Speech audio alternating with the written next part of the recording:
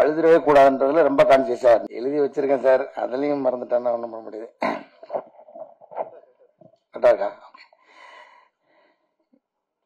எல்லாருக்கும் அன்பான மாலை வணக்கம். ரொம்ப மகிழ்ச்சி. அதாவது இது வந்து தேங்க்ஸ் கிவிங் மீட்டிங் தான். நீங்கள் இது வரைக்கும் எங்களுக்கு கொடுத்த ஆதரவுக்கு மட்டும் இல்லை, இனிமேல் இந்த படத்துக்கு கொடுக்க போகிற ஆதரவுக்கும் சேர்த்து தான். ஏன்னா இந்த படம் இன்னும் தியேட்டரில் நல்லா அதோட பெர்ஃபார்மன்ஸ் பண்ணிக்கிட்டு இருக்குது. அது நீங்கள் இன்னும் எப்படி இது வரைக்கும் வந்ததுக்கு உங்களோட பங்கு எப்படி இருந்துச்சோ அதே மாதிரி திரும்பவும் தொடரணும் அப்படிங்கிறது தான் இந்த தேங்க்ஸ் கிவிங் மீட்டிங்கோட இதுதான் நினச்சிக்கிறேன் நான். ஏன்னா இது வந்து எனக்கு ஒரு நம்பிக்கை இருக்கு, இன்னும் ஒரு நம்பர் என்ன சார் வரும்னு. முதல்ல இந்த வாய்ப்பு கொடுத்த டைரக்டருக்கு நன்றி. ஏன்னா அவர் பேரை விட்டுட்டோன்னா ரொம்ப கஷ்டம்.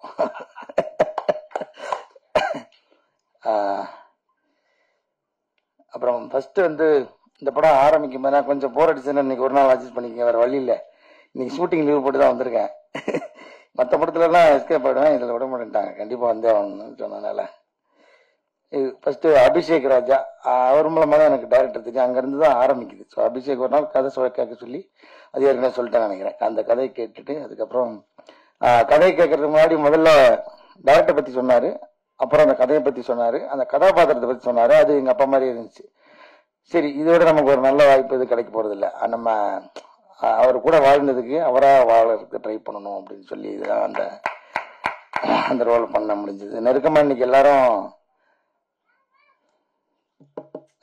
இல்லை, இந்த படம் சம்பந்தமா எந்த மேடையிலையும் எங்கேயுமே வந்து நான் வந்து அழுதுடவே கூடாதுன்றதுல ரொம்ப கான்சியஸா இருந்தேன். இது இப்போ வரைக்கும் மெயின்டைன் பண்ணிட்டேன், இனிமேலும் மெயின்டைன் பண்ண நினைக்கிறேன். ஏன்னா இது ஆடியன்ஸ் வந்து பயங்கரமா உள்ள இதை ஊடுருவி பார்த்தாங்கன்றதை நான் வந்து தியேட்டருக்குள்ள நாங்கள் போகும்போது பார்த்தோம். அந்த முதல் ஷோ தியேட்டர் விசிட் போனப்போ என்னை கட்டி பிடிச்சிட்டு ஒருத்தர் லிட்டரலாக என்னோட சட்டை பின்னாடி நினைஞ்சிச்சு, அவ்வளோ நேரம் எழுதாரு. அப்புறம் என்னோட ரொம்ப நெருங்கிய நண்பர் டாக்டர் முருகேஷ் பாபு, ஒரு டைரக்டர் ஆகிட்டாரு, ஒரு படம் ரிலீஸ் ஆக போகுது, அவரும் இந்த சம்பவத்தை பண்ணாரு. இந்த மாதிரி எண்ணிக்கை இல்லாத ஆடியன்ஸ் நேரடியாக நம்ம போய் பார்த்ததுல இருந்துச்சு. நம்ம வேற எதுவுமே பண்ணல, அந்த ரோல் ஓரளவுக்கு ஜெனுவனா பண்ண ட்ரை பண்ணா அது வந்து இவ்வளவு பெரிய இம்பாக்ட் கிரியேட் பண்ணணும்னு எனக்கு தெரியாது. இது ரொம்ப ஃபர்ஸ்ட் டைம் எனக்கு இந்த மாதிரியான உணர்வுகள் வந்து சேர்ந்துச்சு. அதாவது ஒரு கண்ணீரை பதிலாக சொல்றது. அப்புறம் வந்து இந்த ஆர்ட்ல மட்டும்தான் அழுகை கூட ரசிக்க முடியும். அது வந்து சினிமாக்காரங்க நடிகர்களுக்கு அவர் கிடைச்ச பெரிய ஒரு வரம். வேற எந்த ஒரு துறையிலையும் ஒருத்தர் அழுகிறத ரசிக்க முடியாது, இதுல மட்டும் ரசிக்க முடியும். அது வந்து எனக்கு கிடைச்ச ஒரு பெரிய, எல்லாரும் கேட்பாங்க உங்களுக்கு மறக்க முடியாத பாராட்டுதுன்னு. இந்த படத்துல கிடைச்ச அந்த நேரடி அந்த கண்ணீர் மிக பாராட்டெல்லாம் இருக்குல்ல, அது வாழ்க்கையிலேயே மறக்க மாட்டேன் நான்.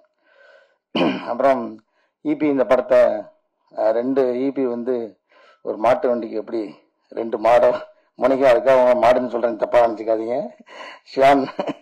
ஷான் மோனிகா 2 பேரும் தான் அந்த வண்டியை கட்டி இழுத்துட்டு போனாங்க. அவங்களோட உழைப்பு மாடு மாதிரி இருந்தது. அதாவது மாடை சாதாரண இடம் போடக்கூடாது, மனிதர்களோட வந்து பல காலமா பல தொன்று தொட்டு வரலாற்று சிறப்பு மிக்கது. மனிதர்களோட சேர்ந்து மனிதர்களோட வயிற்று பசி ஆற்றுறது ஆரம்பிச்சு இன்னைக்கு வரைக்கும் மாடோட உழைப்பு வந்து தவிர்க்க முடியாதது. அந்த மாதிரியான ஒரு உழைப்பு நீங்க கொடுத்துருந்தீங்க, உங்க 2 பேருக்கும் ரொம்ப நன்றி.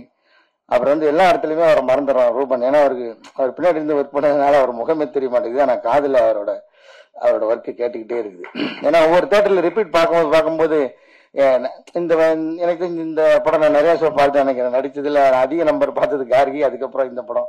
போற ஷோலாம் அந்த ரிசல்ட்டுக்காக மட்டும் போய் லாஸ்ட்ல ட்ரிப் எட்டி பார்க்காம முழு படமும் உட்காந்து பார்த்தோம். ஒரு மாதிரி நல்ல எக்ஸ்பீரியன்ஸா இருந்துச்சு. ரூபன் வந்து எவ்வளவு நுணுக்கமா வேலை பார்த்திருக்காருன்றது நம்ம வந்து அது திரும்ப பார்க்கும்போது தான் தெரியுது. அது எப்படி கதையோட ஒன்றி இருந்ததுனால நமக்கு முதல் தடவை அவ்வளோ என்னால் கவனிக்க முடியல. திரும்ப பார்க்கும்போது தான் தனித்தனியா அவங்க வேலையெல்லாம் வந்து ரொம்ப சிறப்பா தெரிஞ்சுது. ரூபன் இந்த நேரத்தில் ஒரு மனமார்ந்த நன்றி தெரிவிச்சுக்கிறேன். அப்படி மியூசிக் பாலசாரங்கன், இன்னைக்கும் என்னோட இன்ஸ்டாகிராம்ல நிறைய பேர் கொலாப் பண்ணி விடுறாங்க. அதுல பெண்களோட கமெண்ட் எல்லாமே பாலசாரங்கனுக்கு மட்டும் குறிப்பா 2 வரி சேர்த்து வருது. அதுக்கப்புறம் தான் தெரியுது இவங்க எல்லாம் அவரோட கேர்ள் ஃப்ரெண்ட்ஸ். பிரியா நல்லா கவனிச்சுக்க, நிறைய வந்துட்டு இருக்கு. நான் வேற ரெஃபரன்ஸ் எடுத்து வச்சிருக்கேன். அவன் பலம் அனுப்பிச்சிடுறேன், பிரியாவுக்கு அனுப்பிச்சிடுறேன். என்னோட ஒர்க்கு அபாரமானது. இதுல வந்து குறிப்பா வந்து வடிவேலு சாருக்கு நன்றி சொல்லணும். அவர் வந்து அவர் நடிக்காத இன்னொரு படத்துக்கு குரல் கொடுத்து பாடியிருக்காரு. எங்களுக்கு அது ஒரு பெரிய, நாங்க ஒரு ரொம்ப பெருமையா அதை நினைக்கிறோம்.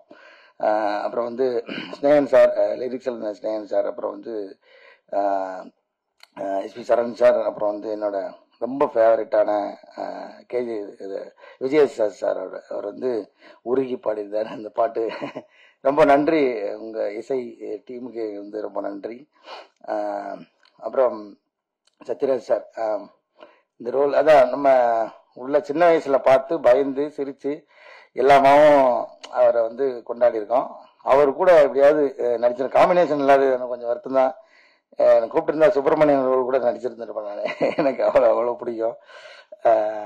எனக்கு சுப்பிரமணியன் இந்த படத்தில் ரொம்ப ஃபேவரட்டான ஆக்டர் சுப்பிரமணியன். அவரை நான் வந்து நிறையா ஷூட்டிங்கில் பார்த்துருக்கேன். அவர் ஸ்க்ரீனில் அவரோட ப்ரெசன்ஸை நான் பார்த்ததில்லை. இந்த படத்தை சார் இதுக்காக ரொம்ப நன்றி சார். எனக்கு அந்த பாட்டிக்கு அந்த ரோல் கொடுத்ததுக்காகவும் அவர் சுப்பிரமணியன் அந்த ரோல் கொடுத்ததுக்காகவும் உங்களுக்கு ரொம்ப ரொம்ப நன்றி சார். ஏன் சார்பில் சாரி அவங்க சார்பில் நான் நன்றி தெரிவிச்சுக்கிறேன் சார். சத்யராஜ் சாருக்கு இந்த இடத்துல ரொம்ப ரொம்ப நன்றி. அப்புறம் கோ ஆர்டிஸ்ட் லிஸ்ட் இப்போ ஞாபகம் இருக்குது, ஷெல்லி. அவங்க வந்து அதை இப்போ சொன்ன மாதிரி கையில் புக்கோட வந்துடுவாங்க. நமக்கு அதுவே பதட்டமாக இருக்கும். அவங்க என்ன ரொம்ப தரவாயிட்டாங்கன்னா நம்ம கொஞ்சம் கேப் விட்டோன்னா அவங்க அடித்து ஸ்கோர் பண்ணிடுவாங்களேன்ற பதட்டத்திலேயே தரவங்களோட நடிக்கிற மாதிரி இருக்கும். அவர் சொன்ன மாதிரி டைரக்டர் வந்து சொன்னார், நான் ஃபஸ்ட்டு அவங்களோட பழகாததுனால ஒருவேளை இறுக்கமா இருந்தேன் அப்படின்ற மாதிரி சொன்னார். அப்புறம் வந்து ஃப்ளாஷ்பேக் அப்புறமா ஷூட் பண்ணும்போது ரொம்ப இயல்பா இருந்துச்சு அப்படின்னு சொல்லி சொன்னார். ரொம்ப அவங்களோட அந்த கணவன் மனைவியோட அந்நியோன்யத்தை பார்க்க முடிஞ்சுன்னு சொன்னாரு. கணவன் மனைவி அந்நியனும் இருக்கிற மாதிரி சீன் வச்சா தானே நீங்க பார்க்க முடியும்.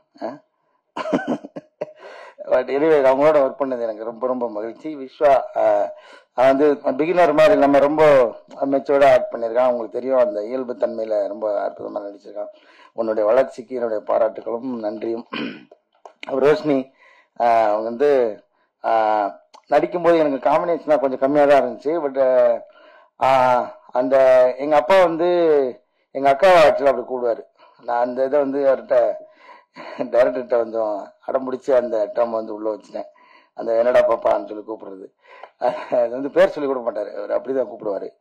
நான் ரோஷினியை பார்க்க அவர் ரோஷினி தான் அடிக்க போகிறாங்கன்னு தெரியும். அவங்கள மீட் பண்ணாமலே அந்த ஃபோன் கட் சீன் அதெல்லாமே எடுத்தாச்சு. அது வந்து ரொம்ப இம்பாக்ட்ஃபுல்லாக ஆனதுக்கு காரணம் ரோஷினியோட அந்த பக்கத்தில் இருந்த பர்ஃபார்மன்ஸு. அது ரொம்ப நன்றி ரோஷினி உங்களோட பங்களிப்புக்கு இந்த படத்துக்கு. அப்புறம் வந்து அண்ணன் நாங்கள் வந்து ஏன் கவுண்டர் ஐயான்னு சொல்லனா, 2-3 படம் நாங்கள் சேர்ந்து நடிச்சிருக்கோம். நீங்கள் என்ன வசனம் பேசினாலும் அதுக்கு ஒரு கவுண்டர் வச்சுக்கிட்டே இருப்பார். அந்த ஷாட்டு முடிகிறது அவர் மேலே தான் இருக்கணும், நீங்கள் விட்டு கொடுத்தாதான் உண்டு. ஏன்னா இப்படிக்கு அவர் தான் போடுவார். அந்த இப்படிக்கு போடுற வரைக்கும் சொல்லிக்கிட்டே இருப்பார். அதனால நாங்கள் கடைசியில் விட்டு கொடுத்துருவோம். அதனால கவுண்டர் சொன்னா வந்து ஒரு சின்ன போர்ஷனாக இருந்தாலும் எங்களுக்காக வந்து எங்கள் கூட சேர்ந்து நடிச்சு கொடுத்துருக்காரு. ரொம்ப நன்றி ஐயா, மகிழ்ச்சி.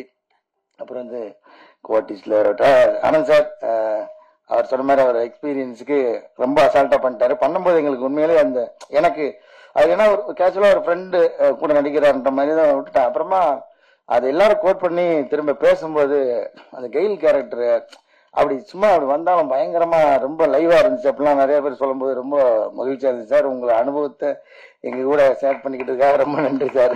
Thank you so much sir. Kids sir இல்லை இல்லை ஓகே, குழந்தைகள் அந்த குழந்தைகள் அடிச்சாங்க தனுஷ் கார்த்திக், அப்புறம் குட்டி பாப்பா அவர் பேர் என்ன சார், சாக்ஷிதா. ஓகே, அவங்க எல்லாமே வந்து சூப்பராக கோஆப்ரேட் பண்ணாங்க. தனுஷ் கார்த்திக்லாம் கோஆப்ரேட் பண்ணல, எங்களை வச்சு செய்வான். ஆனால் அதுதான் அந்த அந்த கேரக்டருக்கு ரொம்ப பொருத்தமாக இருந்துச்சு. ஏன்னா அதை திரும்ப நான் ரெக்கலெக்ட் பண்ணி பார்க்கறதுக்கு அவனோட முகம் எனக்கு ரொம்ப உதவுச்சு. ஏன்னா ஃபோன் நோண்டிகிட்டே இருக்கும்போது சின்ன வயசுல டிவி கூட பார்க்க விடாம மேலே புரண்டுகிட்டு இருக்கிறவாரு அந்த சுட்டி பையனா ரொம்ப அழகா கண்ணுக்கு தெரிஞ்சு அது அவனை நம்ம மிஸ் பண்றோன்ற ஒரு ஃபீல் இருந்துச்சு. இவனை நேரில் பார்க்கும்போது அவனை கனெக்ட் பண்ணும்போது அந்த ஃபீல் ஆட்டோமேட்டிக்கா வந்துச்சு. ஸோ இதுக்கெல்லாம் ஒரு காஸ்டிங் வந்து ரொம்ப முக்கியம் நினைக்கிறேன். நடிகர்களுக்கு இன்னும் மற்ற நடிகர்களுக்கு கனெக்ட் பண்ணி நடிக்கிறதுக்கு அந்த கோ ஆர்டிஸ்ட்ன்றது ரொம்ப ரொம்ப முக்கியம் நினைக்கிறேன். சான்ஸ் இன்னும் வரல, இன்னைக்கு வரல நினைக்கிறேன் இன்னைக்கு.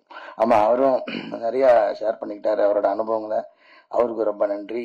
அப்புறம் நம்ம ஜார்ஜ் மரி அண்ணன் அவரெல்லாம் கண்டிப்பா பிஸியா இருப்பாரு, தோது இருக்காது. அவரோட நடிக்கும் போது தான் நான் வந்து பெரிய கிரைம் பண்ணிட்டேன். ஒரு நாள் 6 மணியே ஆயிடுச்சு. கிரேஸ் டைம்ல ஷூட்டிங் பண்ணிட்டு இருக்கோம். அந்த டிரைவிங் கத்துக்கிறதுல அது வந்து முடிக்கவே முடியல. அது எனக்கு ஒரு தடவை சிரிப்பு வந்துச்சுன்னா திரும்ப அந்த இடத்துல ரொட்டீனா எத்தனை தடவை அந்த ஷாட் எடுத்தாலும் திரும்ப திரும்ப சிரிப்பு வரும். அது வந்து அடக்கவே முடியாம வந்துகிட்டே இருந்துச்சு. அப்புறம் ஒரு கிடைச்ச போல டைரக்டர் வந்து ரொம்ப பொறுமை இழந்து வந்து சொல்லிட்டாரு, சார் அவ்வளவுதான் லைட் போக போகுது, இந்த ஒரு தடவை எடுத்துக்கலாம், சிரிக்காம இருங்க அப்படின்னு பல்ல கடிச்சிட்டு அந்த ஷாட் நடிச்சுட்டு வந்தோம். ஜார்ஜ் மரியானனுக்கு ரொம்ப நன்றி. மற்ற யாராவது விட்டுருந்தா கூட நடிச்ச எல்லாருக்குமே ரொம்ப ரொம்ப நன்றி. அப்புறம் வந்து சார் பிரபு சார் முக்கியமான பங்கு, அதாவது இந்த அதான் காசு வச்சிருந்தால் படம் எடுத்துடலாம், நல்ல ரைட்டிங் திறமைசாலியா இருந்து எழுதியிருந்தா நல்ல படமும் நல்ல கதையாகவும் வந்துடும், டைரக்ஷனும் பண்ணிடலாம், எல்லாம் ஓகே எடுத்துடலாம், எல்லாமே நல்ல படமாவே இருந்திருக்கும். ஆனா அது மக்கள்கிட்ட போய் சேர்றதுக்கு வந்து முக்கியமான ஒரு காரணம் வந்து சார் பிரபு சார். அது வந்து அந்த மாதிரியான ஒரு லேபிள் அடிச்சு ஒட்டும் போதுதான் அந்த ப்ராடக்டே வந்து வேல்யூ மாறுது, இன்னும் கொஞ்சம் கூடுதுன்னு நினைக்கிறேன். ஸோ உள்ள இருக்கிற அந்த பொருள் தரமா இருந்தாலும் அது மேல ஓட்டுற லேபிள் ரொம்ப முக்கியன்ற மாதிரி சார் பிரபு சார் இந்த படத்தை வந்து ரிலீஸ் பண்ணதுக்காக எங்க டீம் சார்பாக நன்றி தெரிவிச்சுக்கோம். குகன் சார் ரொம்ப நன்றி சார். உங்களோட அந்த முதல் அந்த என்ன சொல்றது அந்த ஃபர்ஸ்ட் இது இருக்குல்ல, அது நீங்க சொன்னதுதான் டேரக்டர் அடிக்கடி சொல்லிட்டு இருப்பாரு. குகன் சாரோட ரியாக்ஷன்லயே எனக்கு தெரிஞ்சிருச்சு இந்த படம் எப்படி வாங்கிடுவாங்க அப்படின்றது. அந்த மாதிரி நீங்க இந்த படத்தை ரிசீவ் பண்ணதுக்காக ரொம்ப நன்றி சார். ஜாக்கி சார் இதுக்கு முன்னாடி கார்கி ஒர்க் பண்ண அப்போ இந்த படம் கதை கேட்டு ஒரு நாள் எனக்கு போன் அடிச்சு கதை கேட்டுட்டு போன் அடிச்சாரு நினைக்கிறேன். ஆமா ஆமா இந்த மாதிரி நான் தான் பண்றேன் அப்படின்னாரு. எனக்கு ரொம்ப சந்தோஷமா இருந்துச்சு. அவ்வளோ பிஸிலையும் அவ்வளோ பெரிய பெரிய படங்களுக்கு அந்த பெரிய முரட்டு படங்களுக்கு மத்தியிலையும் இந்த படத்துக்கு வந்து ரொம்ப ஆத்மார்த்தமா வேலை பண்ணி கொடுத்த ஜாக்கி சாருக்கு வந்து ரொம்ப நன்றி. எடிட்டர் சமோஸ்கி அதான் அவரை பத்தி பாராட்டுறதுக்கு என்ன இருக்கு, ஏன்னா ஒரு வேலையை முடிக்கவே இல்லை, இன்னமும் அவருக்கு வேலை கொடுத்துக்கிட்டே இருக்காங்க பாவம். எனக்கு தெரிஞ்சு நான் பேசுறதே கொண்டு போய் எடிட் பண்ணி நைட் எடிட் பண்ணி காலைல போஸ்ட் பண்ணுவாரு. அவ்வளவு கண்டென்ட் எடிட் பண்ணிக்கிட்டு இருக்காரு. தியேட்டருக்கு அவங்க போற ஃபுட்டேஜ் எல்லாம் எடுத்து எடுத்து அனுப்பிக்கிட்டே இருக்காங்க. போட்டு சளைக்காம பார்த்துருக்காரு. சிவத்து வாரமா திருப்பி வச்சுட்டாங்க அவரு சிஸ்டத்தை வேற எதையுமே பார்க்க முடியாது, சிஸ்டத்துல மட்டும் உட்காந்துருக்காரு. இப்போ வரைக்கும் கடின உழைப்பாளி. நீங்க வாங்கின சம்பளத்துக்கு மேலதான் வேலை செஞ்சிருப்பீங்கன்னு நினைக்கிறேன். சதீஷ் உங்களுக்கு வாழ்த்துக்கள். ரொம்ப பெரிய இடம் இருக்கு நினைக்கிறேன். நிறைய பேர் எடிட்டிங் வந்து கோட் பண்ணி சொன்னாங்க. அந்த வகையில ரொம்ப மகிழ்ச்சி சதீஷ், நன்றி. அப்புறம் வந்து குழந்தைங்க நடிச்சாங்க டிசைனர் நந்தினி, அவங்களையும் சொல்ல மறந்துட்டேன். ரொம்ப அதாவது அவங்களுக்கு ப்ரீவியஸா ஒர்க் பண்ண படங்கள் எல்லாமே ரொம்ப பொருத்தமான ஒரு காஸ்டியூம் இருக்கும். அது எந்த வகையிலையும் இப்போ வந்து அந்த சரி ஓகே அந்த அதை பத்தி டீட்டெயில் நம்ம படத்துக்கு எந்த வகையிலும் எங்கேயுமே வந்து அந்த காஸ்டியூம் வந்து துருத்திடாம ரொம்ப இயல்பான அந்த கலர் என்ன சொல்றது கலர் பலட் தானே, இதுலக்குள்ள ஆனந்தோட சேர்ந்து அப்படி ஒரு சூப்பரான ஒரு ஒர்க் கொடுத்தாங்க. ரொம்ப இந்த படத்தோட அந்த உடை வந்து வடிவமைப்பு ரொம்ப இயல்பா இருந்தது. இந்த படம் இயல்பா இருந்ததுக்கும் ரொம்ப உறுதுணையா இருந்துச்சு நினைக்கிறேன். நந்தினிக்கு ரொம்ப நன்றி. இந்த இடத்துல ஹரி, நம்ம ஹரி இங்க அவர் வரல நினைக்கிறேன்ல. ஆமா, அவர் இபி ஹரி அவரும் வந்து இந்த படத்துக்கு ஒரு முக்கியமான பில்லரா இருந்திருக்காரு. நிறைய ப்ராக்டிக்கலான சுச்சுவேஷன்ல எங்களுக்கு ஷூட்டிங்கை நடத்தி கொடுத்தாரு. அவர்களுக்கும் ரொம்ப நன்றி. அப்புறம் தியேட்டர்ல வந்து இந்த படத்தை வந்து சொந்த படம் மாதிரி ஒரு வீட்டுக்கு வந்து விருந்தாளி எப்படி கவனிப்பாங்களோ அந்த மாதிரி இந்த படத்துக்கு நிறைய கவனிச்சு நிறைய ஸ்கிரீன்லாம் கொடுத்து ஸ்பெஷல் அட்டென்ஷன்லாம் கொடுத்த திரையரங்க உரிமையாளர்களுக்கும் அந்த தொழிலாளர்களுக்கும் எங்களை மனமார்ந்த நன்றி தெரிவிச்சுக்கிறோம் இதன் மூலமா. அப்புறம் வந்து நிறைய வாட்டி அவரை சொல்ல மறந்தேன், யுவராஜ். அதான் எப்படி சொல்லுவாங்க, அந்த இன்ஜின் மாதிரி வண்டிக்குள்ள இருந்து ஓடிக்கிட்டே இருக்காரு அவரு தான் இந்த இன்ஜினை வந்து ஸ்டார்ட் பண்ணதுக்கு அப்புறம் ஓட்டிக்கிட்டே இன்னைக்கு வரைக்கும் வண்டி ஓடுறதுக்கு காரணமா இருக்கிற யுவராஜ் அவர்களுக்கு ரொம்ப ரொம்ப நன்றி. அப்புறம் டைரக்டர், ஆமா இது வந்து பெரிய நன்றியா சொல்லணும், அதனால கடைசியில ஒரு எழுதி வச்சுட்டேன். ஆனா விட்டுறக்கூடாதுன்னு முதல்ல நன்றி சொன்னேன். அப்புறம் ரொம்ப நன்றி சார். எதுக்கு நன்றினா, நான் வந்து எனக்கு வாய்ப்பு கொடுத்தது அது அது எல்லாத்தையும் தாண்டி ஒரு நன்றி சொல்ல விரும்புறேன். ஏன்னா ஒரு சாதாரண மனுஷனுடைய வாழ்க்கையை படம் எடுக்கிறதுக்கு என்ன இருக்கு அப்படின்ற ஒரு கேள்வி இருக்குல்ல, அது ரொம்ப அதாவது நீங்க சொல்ற மாதிரி அது முழுசா அப்படியே என்னால ஏத்துக்க முடியல. ஏன்னா ஒரு சாதாரண மனுஷன்ன்றது நிறைய கதைகள் இருக்கு. ஆனா இந்த கதையை சொன்னது இருக்குல்ல, இந்த கதையை சொன்ன விதம் இருக்குல்ல, அது ரொம்ப முக்கியமான நான் பாக்குறேன். ஏன்னா நான் தான் அந்த கதை கேட்டோடனே எங்க அப்பாவோட சட்டை வாசனை அடிச்சது எனக்கு.